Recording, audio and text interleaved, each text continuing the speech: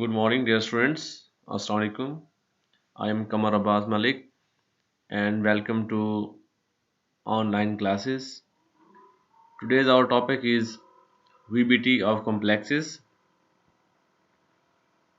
Before this, we have discussed about postulates of Wallace-Bond theory and applied it on octahedral complexes. Today, inshallah, we will apply the postulates and the concept of VBT on square planar and tetrahedral complexes. Wallace-Bond theory about four coordinated complexes. Four coordinated complexes are of two types: sp3 hybridized or tetrahedral complexes. Second type is dsp2 hybridized or square planar complexes. अब लोग जानते हैं कि basically हम to type के complexes को discuss करें। 6 coordinated complexes जो कि ऑक्टाहेड्रल होते हैं एंड 4 कोऑर्डिनेटेड कम्प्लेक्सेस जो कि टू टाइप के हो सकते हैं। sp3 हाइब्रिडाइज्ड वो होते हैं जो टेट्राहेड्रल ज्योमेट्री रखते हैं, जबकि dsp2 हाइब्रिडाइज्ड वो होते हैं जो कि स्क्वायर प्लेनर ज्योमेट्री रखते हैं। फर्स्ट ऑफ ऑल हम देखेंगे टेट्राहेड्रल और sp3 hybridized complexes. In tetrahedral complexes, the central atom has coordination number 4. These complexes are formed by sp3 hybridization of the central metal atom. Here we shall discuss the structure of the following compounds which have tetrahedral geometry. First example हमारे पास है टेट्राकार्बोनाइल निकल। जैसे कि आप सब जानते हैं कि carbonyl is a neutral ligand, also carbonyl is a strong field ligand. इससे पहले थोड़ा सा मैं रिवाइज करवा देता हूं आपको। वीबीटी के कंसेप्ट के मुताबिक हमारे पास दो टाइप के लिगेंड्स होते हैं, strong field ligand and weak field ligand. जो वीक फील्ड लिगेंड होते हैं, weak field ligand cannot pair the electron of central metal atom, while strong field ligand can pair up the valence electron of central metal atom. So if you remember, हमने वहाँ पर एक series जो है electrochemical series पढ़ी थी जिसमें हमारे पास तमाम लिगेंड्स का डिक्रीजिंग आर्डर जो है वो देखा गया था, जिसमें आपको याद होगा कि carbonyl was a strong field ligand. बहरहाल कार्बोनाइल एक न्यूट्रल लिगेंड है और निकल के साथ इसने कम्प्लेक्स बनाया है।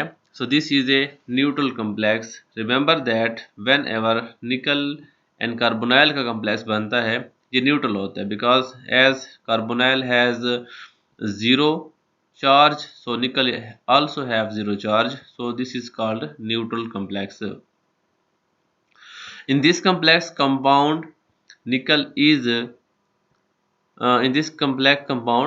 nickel is in zero oxidation state and has its valence shell configuration as 3d8 4s2. As you people know that nickel has atomic number 28 और जब उसकी इलेक्ट्रॉनिक कन्फिग्रेशन करते हैं तो एंड होती है 3d8 4s2 पे। This compound has tetrahedral geometry which arises due to sp3 hybridization of the nickel atom.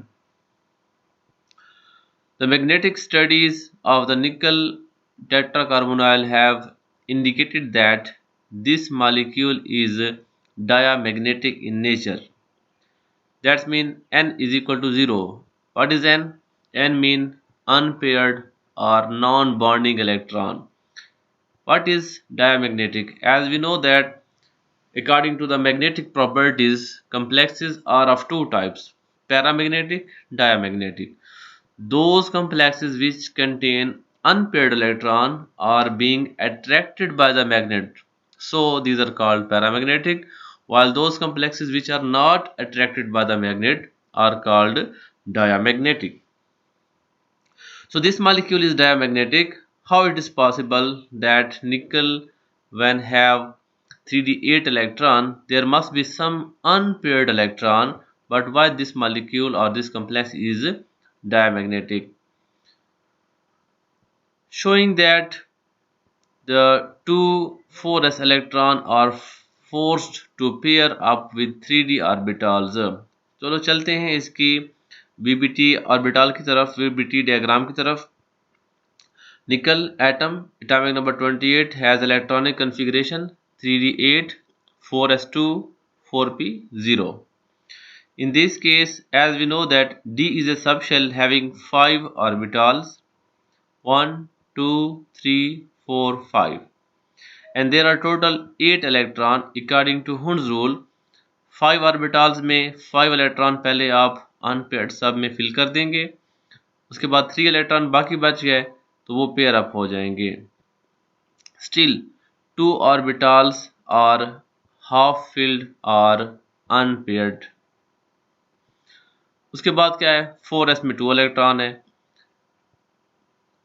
Now what happens, carbonyl is a strong field ligand. When carbonyl approaches to the nickel atom, it will pair up the electron of valence shell of nickel. 4s की 2 electron जो है, एक यहाँ पे आ जाएगा 3d के साथ और दूसरा भी 3d के साथ आ जाएगा. इन दिस वे 3d के इलेक्ट्रॉन्स पेयर्ड हो जाते हैं और 4s ऑर्बिटल वैकेंट हो जाता है और 4s के बाद 4p was already vacant. So in this way total 4 orbital becomes vacant. So carbonyl जो है वो अपने इलेक्ट्रॉन पेयर सेंड कर सकता है, एक इलेक्ट्रॉन पेयर सेंड कर सकता है s ऑर्बिटल में और 3 p ऑर्बिटल में सेंड किए जा सकते हैं. इस तरह टोटल जो ऑर्बिटल इन्वॉल्व होते हैं इस बॉन्डिंग में 1s एंड 3p. सो निकल टेट्राकार्बोनाइल के अंदर निकल जो है वो sp3 हाइब्रिडाइजेशन शो करेगा. And we already know that all those complexes or compounds having sp3 hybridization shows tetrahedral geometry. So in this way valence bond theory explains the geometry as well as bonding of the nickel tetracarbonyl. Moreover, one thing important, this molecule, this complex is diamagnetic in nature. Why diamagnetic nature? Because there is no unpaired electron in the D subshell of nickel. Moreover, such complexes in which there is no unpaired electron are called low spin complexes. Why low spin complexes? As we know that always first electron has spin plus 1 by 2 and the second electron has spin minus 1 by 2. So both these electron and their spin cancel out each other. यानी हम जानते हैं कि पहला electron जो है उसका spin quantum number plus 1 by 2 होता है और सेकंड का minus 1 by 2 होता है. So plus 1 by 2 minus 1 by 2 cancel each other. Net spin 0, 0, 0, 0 and 0. Such complexes are known as diamagnetic as well as low spin complexes. We have another example. एक second example हम ले रहे हैं जिसका name है निकल टेट्राक्लोरो निकल निकलेट. It can be termed as निकलेट, टेट्राक्लोरो निकलेट या निकल tetrachloride -2 ion. This complex ion has nickel in +2. First of all, the thing is that is important to assign charge to all the species present in the coordination sphere, either ligand or central metal atom. सबसे पहले जो चीज़ ज़रूरी होती है वो है central metal atom और ligand को चार्ज असाइन करना, so that the net charge must be equal to algebraic sum of all the charges. जैसा कि आपको पता है कि इस वक्त there are 4 chlorides, each chloride has charge -1 and nickel must be in +2 so that -4 + 2 is equal to -2. So इसका मतलब ये हुआ कि इस कम्प्लेक्स के अंदर निकल +2 स्टेट में होगा. दिस कम्प्लेक्स आयन हैज निकल +2 ion whose valence shell electronic configuration is 3d8,4s0. Why? Because as we know that nickel in the neutral state or ground state contains 3d8,4s2 electronic configuration. क्या होता है, निकल के D में 8 electron और इस case में 2 इलेक्ट्रॉन होते हैं जब तक ये ग्राउंड स्टेट में होता है. But in this complex as we know that nickel has lost its 2 electron. जब 2 इलेक्ट्रॉन निकालने की बारी आती है तो याद रखें हमेशा as 4s orbital is valence, क्योंकि 4s ऑर्बिटल वैलेंस ऑर्बिटल है, आउटर मोस्ट ऑर्बिटल है, तो इसमें से 2 इलेक्ट्रॉन रिमूव होंगे. तो इसमें से 2 इलेक्ट्रॉन रिमूव करने के बाद 4s0 इलेक्ट्रॉनिक कन्फिग्रेशन बन जाती है. What is 4p? 4p orbital is also valence orbital, but वो पहले ही एम्प्टी था, so it is again empty orbital. So in this way nickel has total 8 electron in its d subshell. In 8 electron की filling according to हुन rule कैसे होगी? First of all 5 orbitals हैं, सब में एक एक इलेक्ट्रॉन आ जाएगा, 3 इलेक्ट्रॉन बाकी बच जाएंगे तो उनकी हो जाएगी पेयरिंग.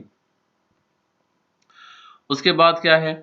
उसके बाद हम जानते हैं कि क्लोराइड एक वीक फील्ड लिगेंड है and cannot pair up the electron of central metal atom in d subshell.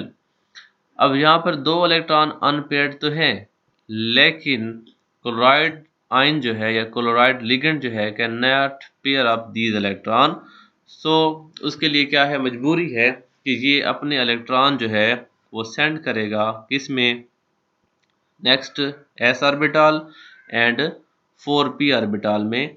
तो 1 इलेक्ट्रॉन पेयर सेंड किया जाएगा जहाँ पर s ऑर्बिटल में, 1 फर्स्ट p में, 1 सेकंड p में एंड थर्ड p में. टोटल 4 लिगेंड अटैच होंगे इस सेंट्रल एटम के साथ, सेंट्रल मेटल एटम के साथ, निकल के साथ, और उनकी जो नेचर है ऑर्बिटल्स की 1s एंड 3p क्योंकि इसमें इन्वॉल्व हैं. सो टोटल हमारे पास 4 ऑर्बिटल हो जाएंगे और इस तरह की जो इसकी हाइब्रिडाइजेशन होगी उसको आप कहेंगे sp3 hybridization. Moreover one thing important, पिछले कम्प्लेक्स में हमने देखा था कि सारे इलेक्ट्रॉन जो है वो पेयर हो चुके थे, there was no unpaired electron in the complex.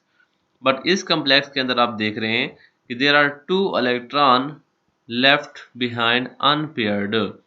सो ये जो मॉलिक्यूल है अब इसको मैग्नेट अट्रैक्ट करेगा. Such compounds are called paramagnetic. Also you know that single और unpaired electron has spin that is +1/2. So both of these 2 electron has spin value +1/2 +1/2. So net spin will be equal to 1. So such complexes are known as high spin complexes. So dear students, आपने so far जो है 4 coordinated complexes की first type देखी है जिसमें हमने वो complex discuss किए हैं जिसमें sp3 हाइब्रिडाइजेशन होती है. sp3 हाइब्रिडाइजेशन के साथ कम्प्लेक्सेस फिर 2 टाइप के होते हैं, आइदर ऑफ लो स्पिन और डायमैग्नेटिक नेचर और हाई स्पिन और पैरामैग्नेटिक नेचर. और इस सारी जो प्रॉपर्टीज़ है ये किस पे डिपेंड करती हैं? नेचर ऑफ लिगेंड पे डिपेंड करती हैं. अगर लिगेंड एक स्ट्रॉन्ग फील्ड लिगेंड होता है तो वो सेंट्रल मेटल एटम के इलेक्ट्रॉन को पेयर अप करके उसको डायमैग्नेटिक बना देता है. अगर एक वीक फील्ड लिगेंड होता है तो वो सेंट्रल मेटल एटम के इलेक्ट्रॉन्स को पेयर अप नहीं कर सकता, और इन दिस वे वो स्पीशी या कम्प्लेक्स जो है वो पैरामैग्नेटिक रहता है.